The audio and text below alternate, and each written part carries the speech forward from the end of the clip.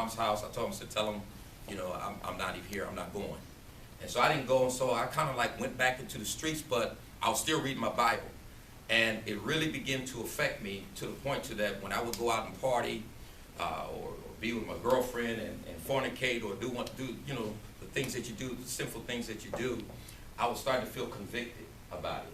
After the end of the day, I would take my car and park alongside the road and begin to pray and, ask God to save me and help me. And this went on for a while. I ran from the Lord for about a year. And at that moment and at that time that I was running, I had some charges against me.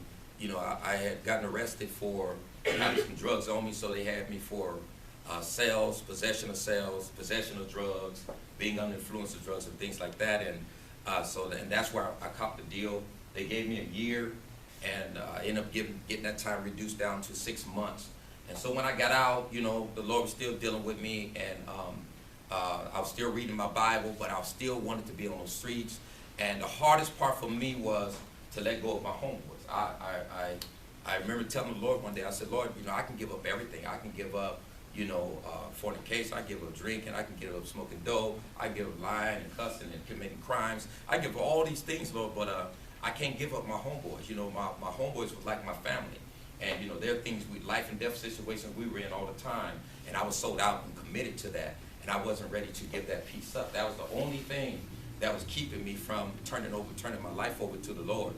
And it was after I got out, I got out in June of 1984. And I think I was out for about a couple of weeks. And me and one of my homeboys went over to one of my friend's house who was selling PCP, Sherman. So we asked him, to get us high. And he told us to meet him down on 30th and Imperial. That's out in Southeast San Diego. And we got high. We smoked the Sherman. He left and went up the street. And we called it being whacked out when you're high, you're tripping, and you're seeing all type of things that are not there. And so I was sitting on some steps and just, enjoying my high, tripping off my high that I was on. And one of my friends who I was with got high. He said, let's get up out of here, because my homeboy who had smoked the Sherman with me, they said he was dead. He was down on the corner dead. And I was like, well, no, we were just together. How did that happen that quick? He said, I'm telling you, he's down there dead right now. You can go down there and look.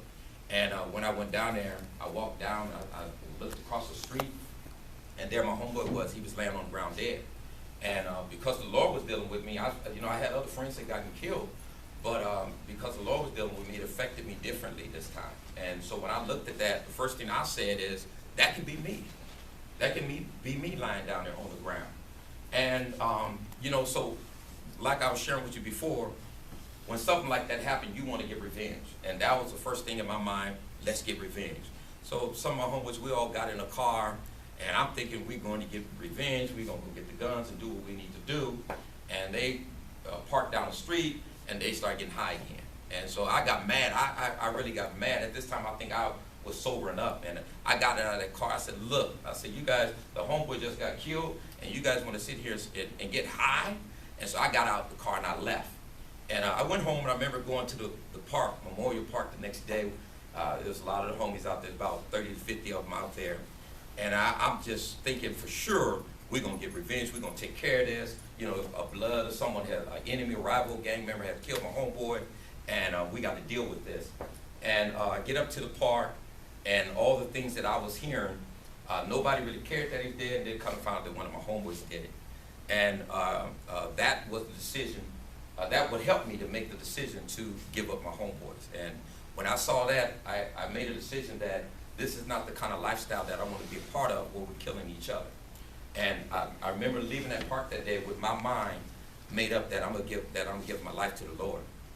I had to go back to jail and do a couple more months because they found another warrant or something that I had, and I took care of that, and I got out in December.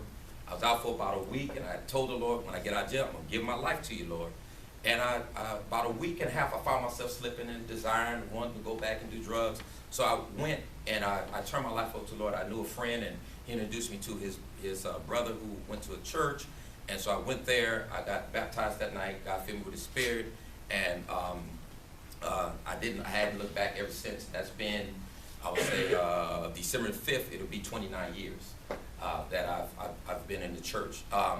My experience when I got into church back then, nobody knew how to deal with me as being a former gang member because it was something new. I was probably the first gang member that got saved at that church. They were excited to hear about who I was on the streets and the reputation that I had out there, and to see that I was in church, but no one really knew how to minister to me or to service me and help me. And I didn't realize it until years later, but I actually was suffering from post-traumatic stress disorder and didn't realize that I was suffering from that. The thing that did help me, though, when I was in the church is I got involved with everything they were doing. And as the way I was committed to the streets, I committed myself to the ministries in the church. So I got involved with the youth. That's where I met my wife. She was involved in youth in the choir. And so I met her in church.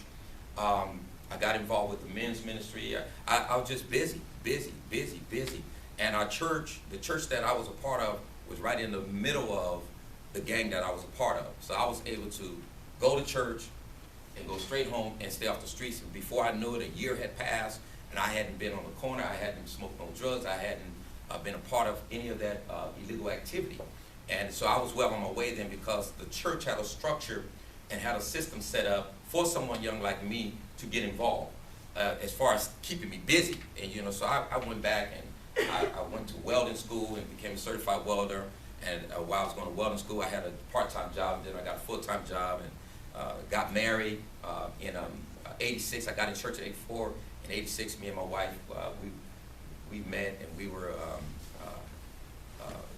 I would say, we talked for 3 months, and then we were engaged for 3 months, and then we got married. I married in January. We got married in, we met each other, started dating in January, and we got married in July, on my birthday, July 5th.